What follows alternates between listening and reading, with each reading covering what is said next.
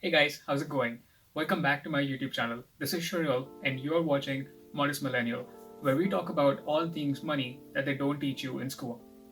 Guys, this last year has been a roller coaster of a ride, with the economy completely shutting down in the first quarter of the year, to the stock market dropping by almost 20% in a matter of just a few days, to several millions of Americans losing their jobs, and certain uncommon issues changing the course of life for a lot of Americans, causing chaos and a lot of confusion. Unemployment was at its highest rate in the early part of 2020, guys, and was driven mostly by the economy suddenly coming to a grinding halt that caused a lot of businesses, small or large, to completely shutter down and reassess the way of conducting business. On a more individual level, guys, this chaos caused a lot of people to reassess their monetary situation. A lot of people with the right mindset were already saving up for a dire situation like this, while a lot others were still living paycheck to paycheck each week. Guys, I was in this exact situation a few years ago where I was living paycheck to paycheck and had racked up decent amount of credit card debt even though I had good money coming in each week. But then something clicked suddenly, guys, and I decided to put an end to the debt I had taken over and plan to bring my life back on track. Guys, we are all habitual creatures, and I suggest that we get into a habit here of liking my videos so that you can easily get access to my personal finance content each week. But guys, on a more serious level, spending money is one such habit that actually makes us happy, or at least it makes us think that it made us happy for a little while. But after that, when the bills show up at the end of the month, we go back to being our sad selves and think how could we ever spend that kind of money in the first place.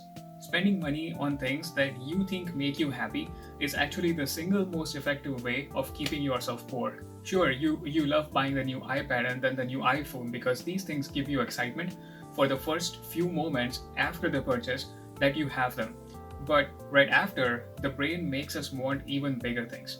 Suddenly, guys, another new iPhone or the new iPad is not good enough to make the brain happy, and we divert towards making even bigger purchases.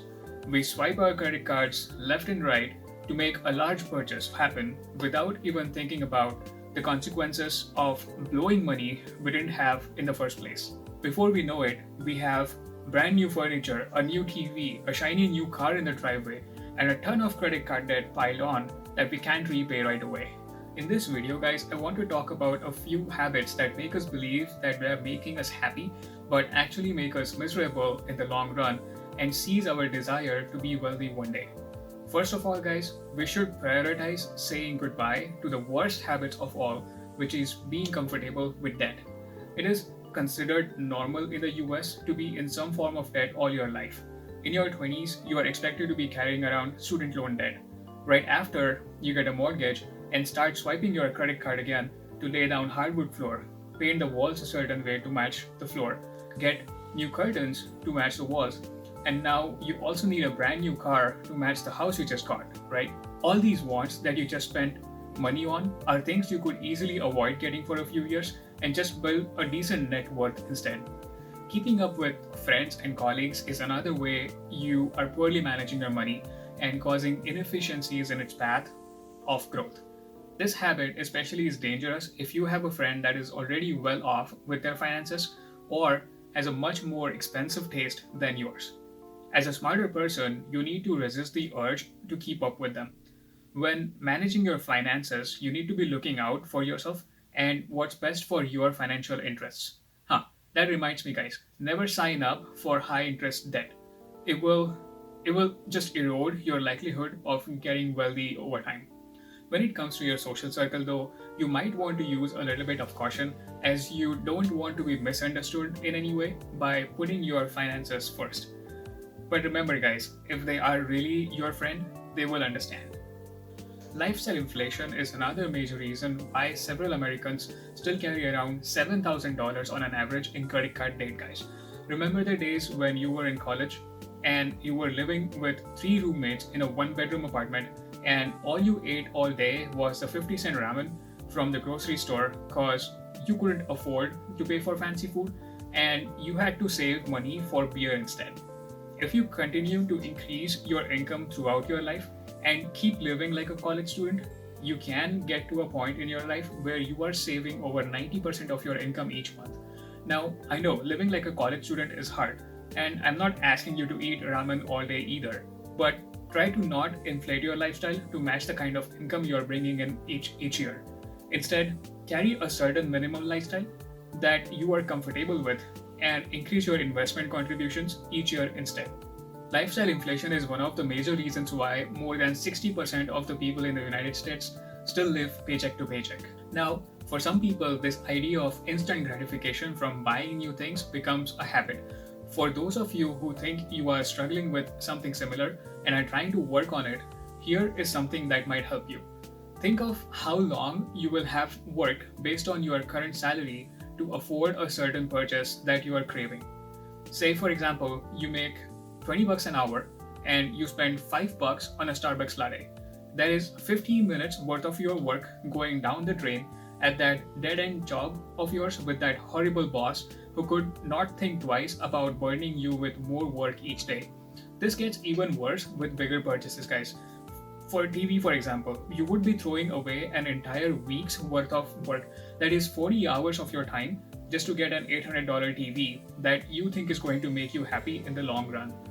And finally, guys, the worst habit of all is the mindset of paying yourself last. Think of this, guys.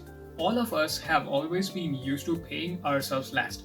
Putting our own money needs at the end is a surefire way of wasting money. Here is what I mean by this. When we get our paycheck each week, we basically take care of all external expenses first, like paying your bills, paying for your loans, paying for food, and eventually at the end of the month, if we have any money left over, then we save it.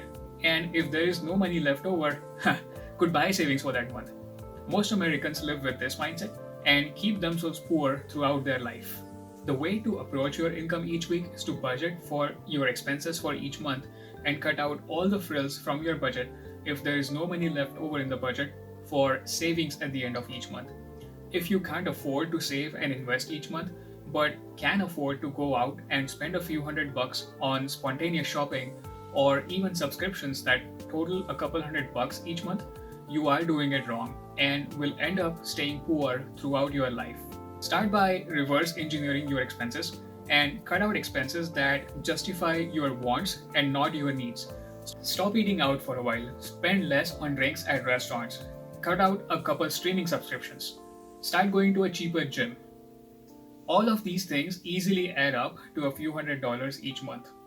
After this, as soon as you get paid each month, start by putting away those few $100s into your investment account. Automate this process. That is the only way you can guarantee the money is being transferred and invested each month. And then go about living your life like you normally do, but on a much lower budget that only accounts for the expenses you need to pay for each month. Trust me, guys, these are hard things to incorporate in your life in the beginning, as the human mind has a habit towards instant gratification. But once you get used to saving and investing money rather than mindlessly spending it, and your money starts growing, it's like the best video game you will have ever played in your life. I was just like you up until a few years ago, until I switched my mindset one day because I had had enough with not having any savings to fall back on. It sure was difficult in the beginning, guys.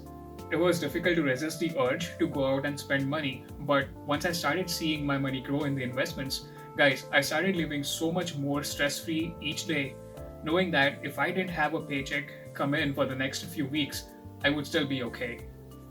So guys, do what you feel is best for your savings and stop spending money on things you don't need but really want. Like I said before, the world around us is set up to sell us things each day because that's what makes the company's money, but it keeps you poor in the long run. Once again, guys, thanks so much for watching this video. Please go ahead and like this video and subscribe to my channel for more content on personal finance.